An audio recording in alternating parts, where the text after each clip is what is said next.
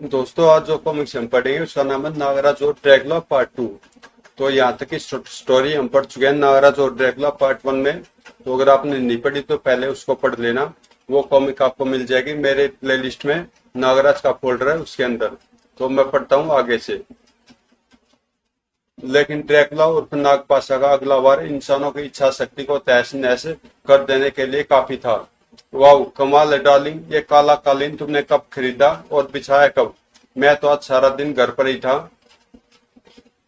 कालीन? कैसा कालीन? ये तो कालीन नहीं है। ये तो कीड़े हैं, लाखों कीड़े, और ये तुम्हारे ऊपर चढ़ रहे हैं। ये जरूर आदमखोर कीड़े हैं। हट जाओ वहां से मुरली, हट जाओ। लेकिन मुरली को हटने का मौका ही नहीं मिला, क्योंकि उसका मांस ही उसके बदन से हट चुका था। चट चट। Oh my God, oh my God. मैं घर के अंदर नहीं रुक सकती, एक पल भी नहीं रुक सकती। मैं बाहर जाऊंगी। और अगर भगवान कुछ नहीं कर पा रहा है तो शैतान से अपनी और अपने बच्चे की जिंदगी की भीख मांगूंगी। तुम्हें माफ कर दे ड्रैकुला, हमको बख्श दे। हम तेरी गुलामी कबूल करते हैं। मांस भक्षी कीड़ों की फौज ने महानगर के हर घर में घुसकर निवासियों को सड़क पर लाकर खड़ा कर दिया था, जहां पर भेड़ियों की फौज उनको फाड़ खाने के लिए तैयार खड़ी थी। उनको एक एक ही चीज बचा सकती थी, ड्रैकुला की शक्ति के सामने आत्मसमर्पण। हमको बख्श दे ड्रैकुला, हम तुमसे अपनी और अपने बच्चों की जान की भीख मांगते हैं। हम तुम्हारी सत्ता को स्वीकार करते हैं और तुम जैसा हुक्म दोगे हम वैसा ही करेंगे। अरे वाह, ड्रैकुला की शक्तियों ने तो मेरा काम बड़ी आसानी से कर दिया। अब नागराज से सौदा करना आसान हो गया। पर नागराज है कहाँ पर? नागराज भी आ जाएगा, लेकिन उसके आने से पहले मैं उस शिकंजे को खोल दूंगा जिसमें तूने महानगर वासियों को जकड़ रखा है। तू नरक की पैदाइश है और तुझे वहीं पर जाना हुआ ड्रैकुला। ये तो फेसलेस है और इसको नए पहचानने का नाटक करना होगा। कौन है तू जो ड्रैकुला की शक्तियों को चुनौती देने का साहस कर रहा है? मेरे एक इशारे पर तेरे बदन को मेरे करोड़ों अरबों आदमखोर कीड़े चट कर जाएंगे। मुझे फेसलेस कहते हैं और तू शायद मुझको उन कीड़ों की धमकी दे रहा है। ये तो वही कीड़े हैं। तूने इनको एक जगह पर कैसे इकट्ठा कर लिया? किस शक्ति का प्रयोग कर रहा तू? इसको तिलिस्मी शक्ति कहते हैं ड्रैकुला।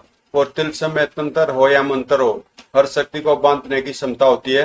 अब देख कि मैं कैसे तेरे कीड़ों को धुआं बनाकर नरक के रास्ते पर भेज देता हूँ। गगनचुंबी इमारतों को भी बोना बनाता आदमखोर कीड़ों का वैटीला फेसलेस के इशारे से धधक उठा। तूने तूने मेरे कीड़ों को जला डाला, पर ऐसा करके तूने महानगर वासियों पर कसी मेरी मुट्ठी की सिर पे एक उंगली को खोला है। शिकंजा अभी भी कसा है और कसा रहेगा। फाड़ डालो इसको। अविनाशी भेड़िए दोनों तरफ से फेसलेस पर कूद पड़े, लेकिन फेसलेस तक पहुंच नहीं सके। ये क्या कर रहा? मेरे भेड़िए कहाँ गायब होते जा रहे हैं? मेरा तिलिस्मी छल्ला इनके लिए उस लोक का द्वार खोल रहा है जहां से ये आए हैं। ये वापस जा रहे हैं, तुम्हारी कैद से आजाद हो रहे हैं। ये फेसलेस तो बड़ी टेढ़ी खीर मालूम पड़ता है।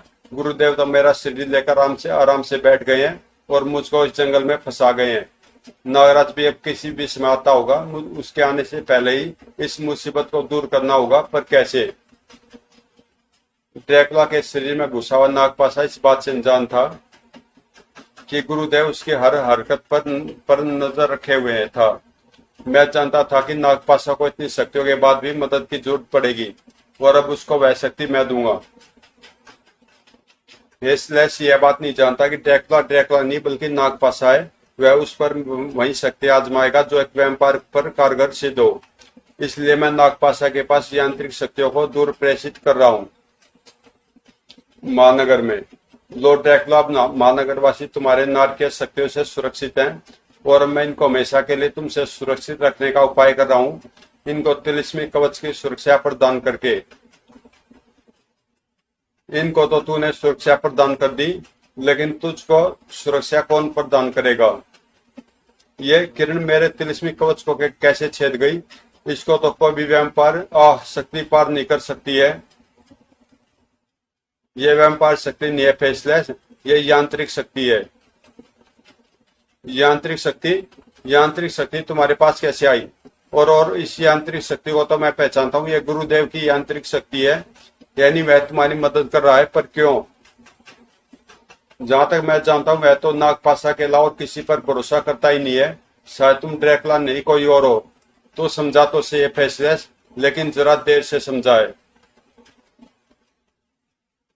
अब समझने या न समझने से तुझको कोई फर्क पड़ने वाला नहीं है। यांत्रिक शक्तियों से युक्त ये सलाख पहले तेरे तिलिस्मी कवच को छेदेगी और फिर तेरे दिल को। गप। वो तूने पलटकर अपने दिल पर आता वार कंधे पर ले लिया, यानी तू तड़प तड़प कर मरना चाहता है। खैर तेरी मर्जी। वैसे तो मैं तो तुझको एक झटके से मार देना चाहता। अरे मेरे दंड को किसने तोड़ डाला?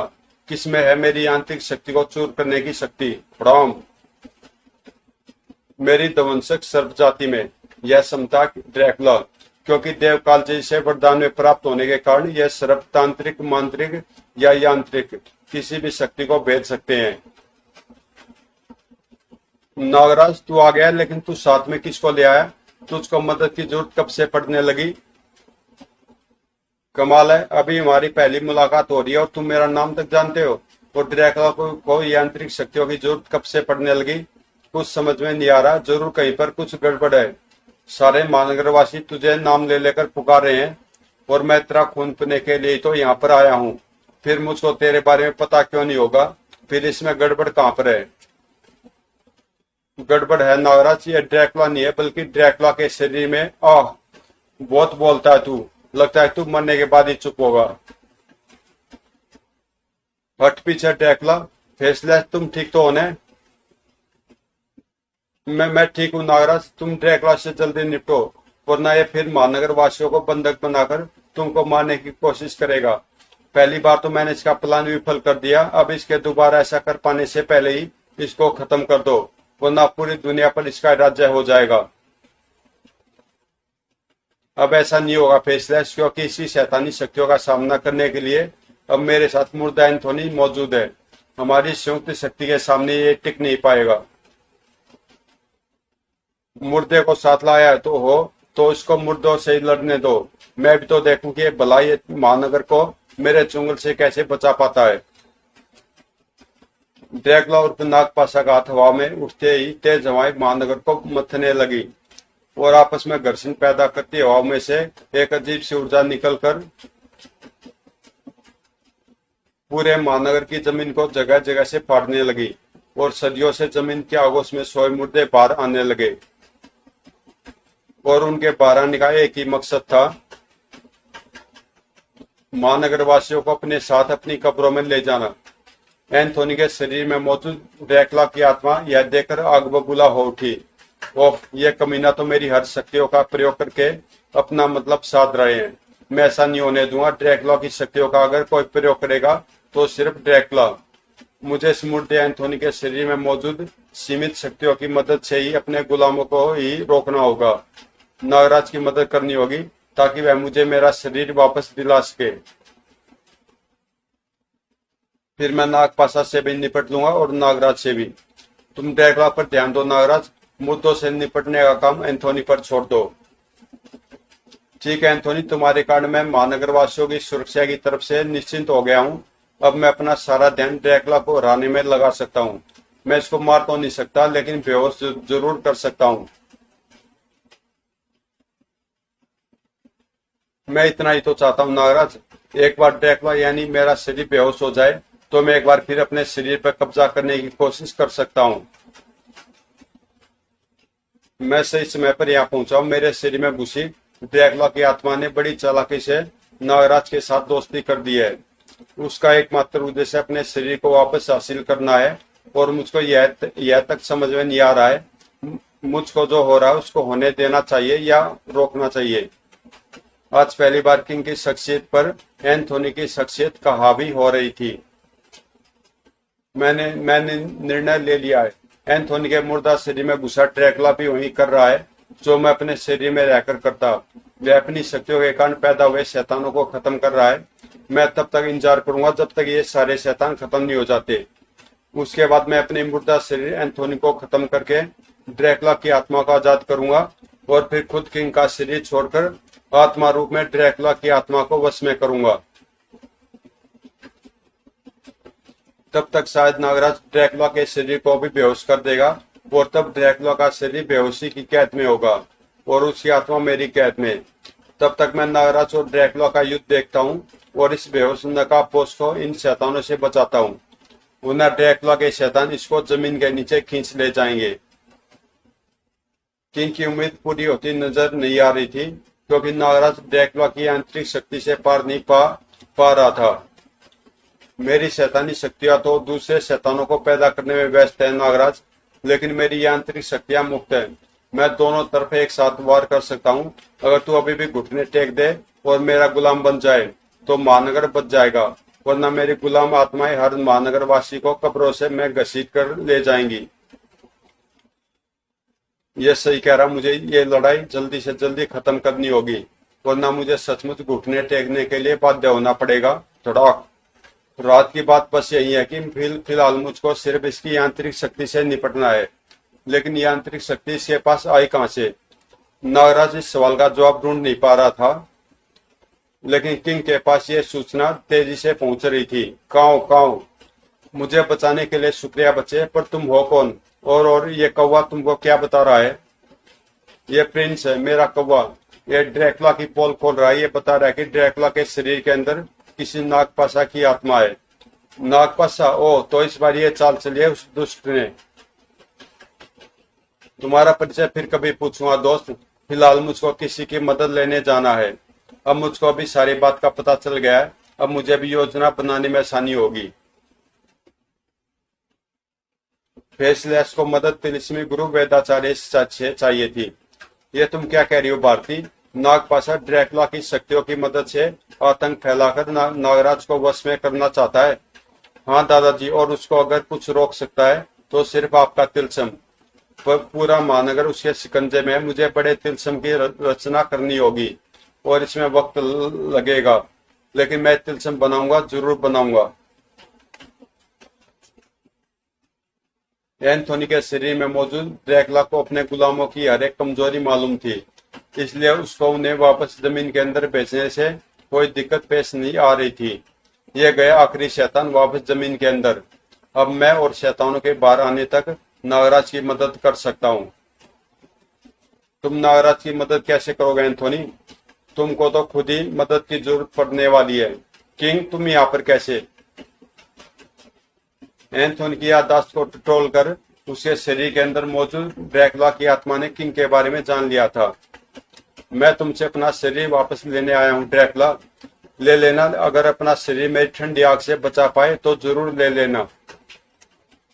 यह ठंडी आग किंग के शरीर पर असर नहीं डाल पाएगी ड्रैकुला। अगर तुम एंथोनी की याददाश्त को और टटोलोगे तो तुमको पता चल जाएगा कि एंथोनी किंग के शरीर को एक ऐसे ऊर्जा कवच से सुरक्षित कर देता जिसको कोई भी शक्ति पार नहीं कर सकती, ठंडी आग भी नहीं।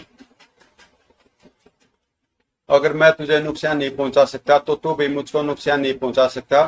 अब तो एंथोनी के शरीर में पानी से डरने वाली प्रवृत्ति भी नहीं है। मस्तिष्क की शक्ति दुनिया में सबसे बड़ी शक्ति होती है और किंग के जिंदा दिमाग की मानसिक ऊर्जा का सामना एंथोनी का मुर्दा दिमाग नहीं कर सकता। आह!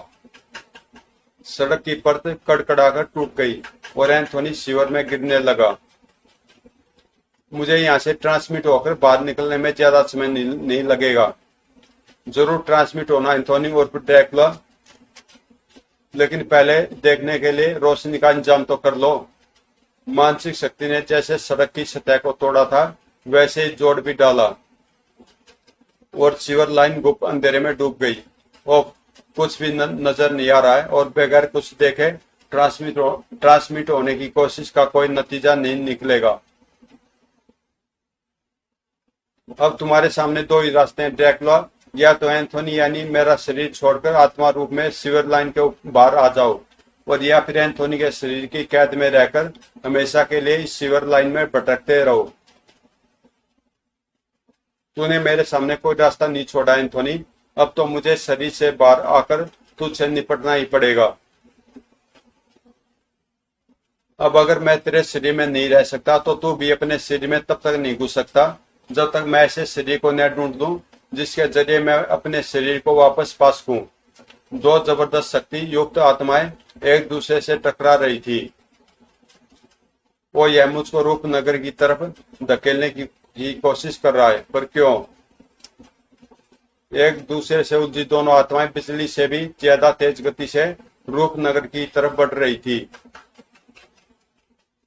और महानगर में नागराज एक हारती हुई लड़ाई लड़ रहा था। ओह, मैं इसके यंत्रों को जैसे ही तोड़ता हूं वैसे इसके शरीर पर और यंत्र उभर आते हैं। समझ में नहीं आ रहा कि ड्रैकुला के पास ये शक्ति कहां से आई। कहीं ये गुरुदेव का काम तो नहीं है? ये गुरुदेव का ही काम था। हा हा हा, अब तो वह मुर्दा भी कहीं नजर नहीं आ रहा है।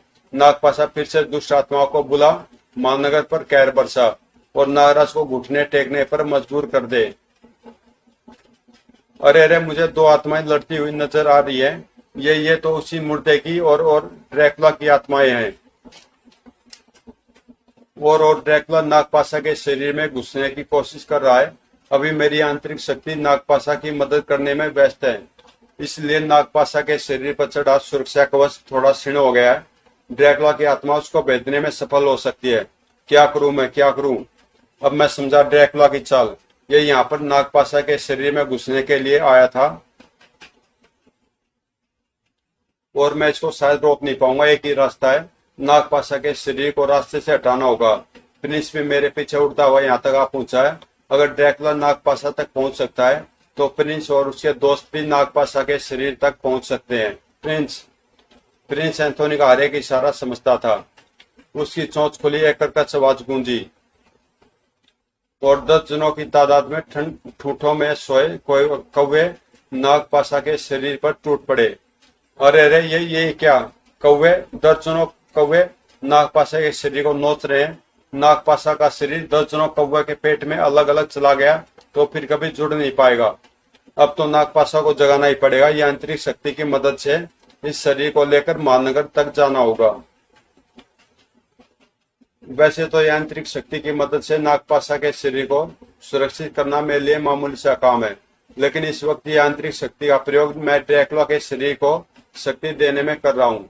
अगर यह शक्ति मैंने उधर से हटाई तो नागराज शायद ड्रैकुला और उसके शरीर में घुसे नागपाशा को हरा दे।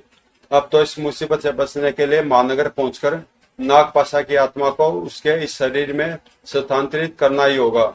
आगे की योजना बाद में सोचेंगे। गुरुदेव जा रहा, मुझे भी उसके पीछे जाना होगा। प्रिंस और उसके दोस्त कौवा की हरकतों ने पूरी घटना को एक अजीब सा मोड़ दे दिया था। नागराज पर मेरी आंतरिक शक्तियां कुछ खास असर नहीं डाल पा रही हैं। अब तो मैं ड्रैकुला की शैतानी शक्तियों का प्रयोग भी नहीं कर सकता हूँ, क्योंकि इनसे लड़ने के लिए वह मुर्दा तो अब आसपास कहीं है ही नहीं। लेकिन मेरी शैतानी शक्तियां भी पूरी तरह से काम क्यों नहीं कर रही हैं? शैतानी आत्माएं पूरी तरह से जमीन से बाहर क्यों नहीं आ पा रही हैं? शायद मुझे ड्रैकुला की शक्तियों का पूरी तरह से उपयोग करना नहीं आता है, या फिर चक्कर कोई और ही है। दोनों ही बातें सही थी। ड्रैकुला की शक्तियों का पूरी तरह से उपयोग भी नहीं हो रहा था और एक दूसरा कारण भी था। जल्दी कीजिए दादाजी, मुझे नागराज की मदद के लिए भी जाना है।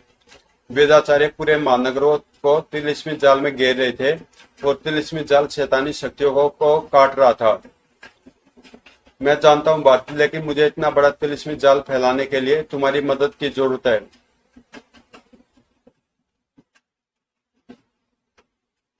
घटनाएं फिर से एक नया मोड़ ले रही थी। ये क्या? ड्रैकुला के माथे से एक मशीनी यंत्र आकर टकराया है और ड्रैकुला अचेत होकर गिर रहा है। किसने की है मेरी मदद? ये तो गुरुदेव है और उसी भाव में बेहोश नागपाशा है। तुम लोग मेरी मदद के लिए नहीं आ सकते, चक्कर कुछ और ही है। सही समझे नागराज, मैं नागपाशा की मदद के लिए आया हूँ। उस नागपाशा की जिसकी आत्मा अभी तक ड्रैकुला के शरीर के अंदर थी और अब वह अपने शरीर में प्रवेश कर रही है और नागपाशा फिर से जिंदा हो रहा है। ड्रैकुला के जरिए तो हम तुमको नहीं मार पाए, लेकिन अब हम तुमको अपने हाथों से मारेंगे, अभी और यहीं।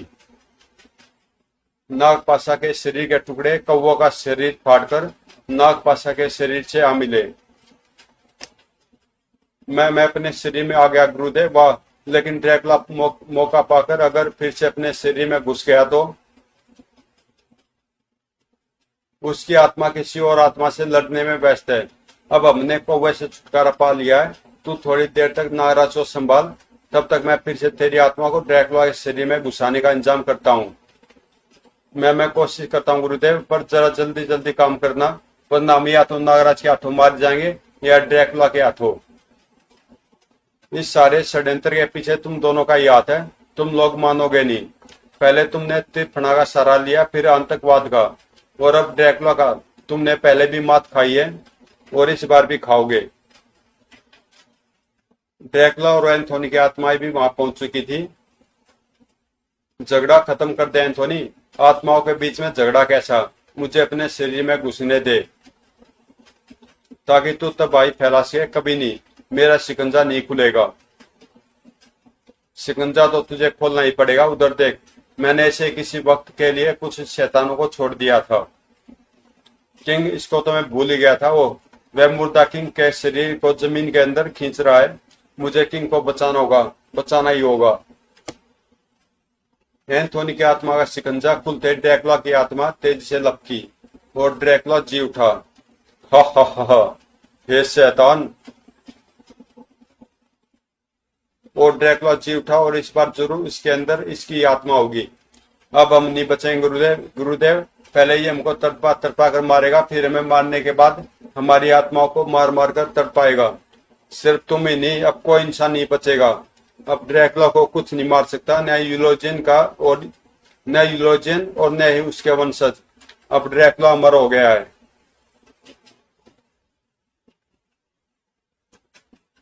क्योंकि मेरे शरीर के अंदर इतनी प्रतिरोधक क्षमता विकसित हो गई है कि अब न तो मुझे यूलोजिन जैसे किसी संत की हड्डियां मार सकती है और न ही उसके किसी वंशज की।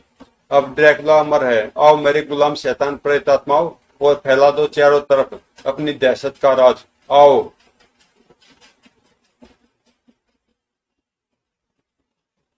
ये क्या हो रहा गुरुदेव? अब तो जर्रे जर्रे से मुर्दों के अंग बाहर फूटने लगे हैं। ये कैसे संभव है? इसको रोको। इस दुनिया में सदियों से अरबों खरबों मौतें हो चुकी हैं नागपाशा। पृथ्वी की मिट्टी का कोई भी कण ऐसा नहीं होगा जिसे मानव अवशेष न मिले हुए हों। इन इमारतों में भी उस मिट्टी का कुछ न कुछ अंश अवश्य है, और ड्रैकुला के पास उन अवशेषों में प्राण फूकने की ताकत है। इसको मेरी आंतरिक शक्ति नहीं रोक सकती। इसको रोक सकती है तो सिर्फ नागराज की दिव्य नाग शक्तियां। नागराज ने खुद ही ड्रैकुला नाम की मुसीबत को रोकने की ठान ली थी। बस ड्रैकुला, बहुत हुआ, रुक जा, वरना मैं तुझको ऐसी मौत मारूंगा कि फिर जिंदा होने के नाम से तेरी आत्मा थर थर कांपने लगे। जिंदा होने का सवाल तो तब पैदा होगा जब मैं मरूंगा। अरे तो अब तो ड्रैकुला मर ही नहीं सकता, सिर्फ मार सकता है। अब तुम मानवों के पास ऐसी कोई शक्ति नहीं है जो ड्रैकुला को रोक सके। अब जो सौदा नागपाशा मेरे शरीर के जरिए तुमसे करना चाहता था, वह मैं करता हूँ।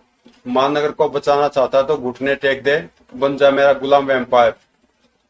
कभी नहीं, तुझे मेरा गुलाम तो बनना ही पड़ेगा। मर्जी से बनेगा तो शायद मैं महानगर वासियों को कुछ समय के लिए छोड़ दूं, वरना तू भी वैम्पायर बनेगा और पूरा महानगर भी।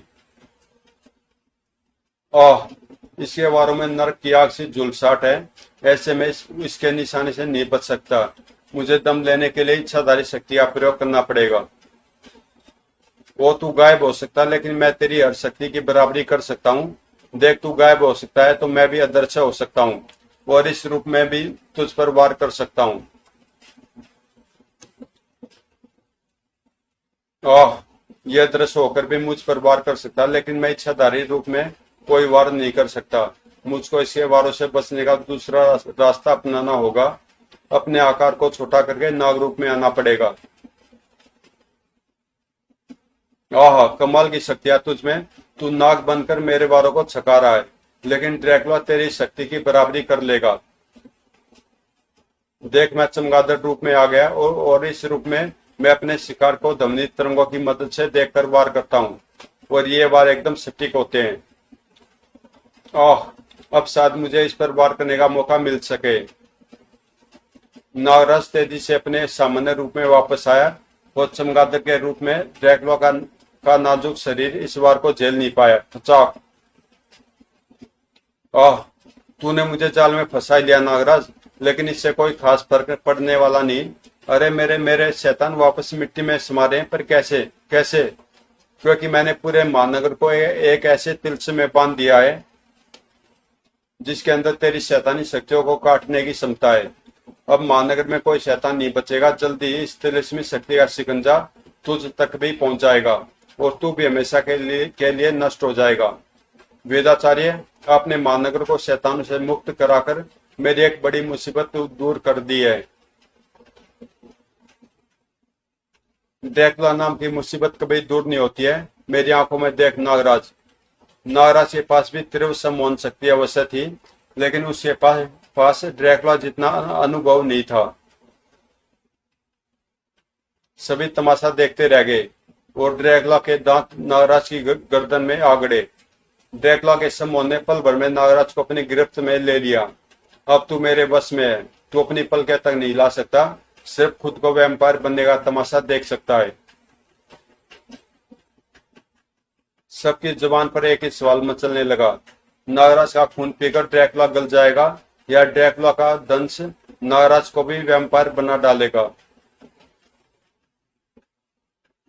जवाब तुरंत ही सामने आ गया। मैं गल रहा हूं, पर क्यों?